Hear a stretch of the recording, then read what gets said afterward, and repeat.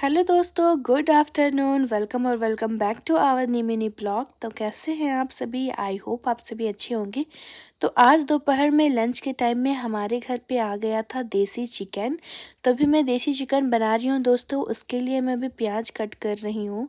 सारा प्याज मैंने अच्छे तरीके से काट लिया है। अभी मैं सारे चिकन को अच्छे तरीके से धो लेती हूँ, फिर अभी मैं इसे बनाऊँगी। और हमारे घर में चिकन किस तरीके से बनता है आप देखिए। इधर मैं साइड में चावल बनने के लिए रख दी हूँ और इसका फुल रेसिपी वीडियो हमारे चैनल पे आ गया है। तो अगर आप नए हैं तो हमारे चैनल को सब्सक्राइब कर लीजिए और एक बार जा कर के ज़रूर देखिए। यहाँ मैं मसाला सारा डाल दे रही हूँ दोस्तों, साथ में मैं टमाटर काट के डाल दी हूँ। और अभी मैं सारे मसाला को अच्छे तरीके से भून लेती हूँ। देखिए कितना अच्छा कलर आया हुआ है मेरे चिकन में। और यहाँ हमारा खाना बन कर के रेडी है।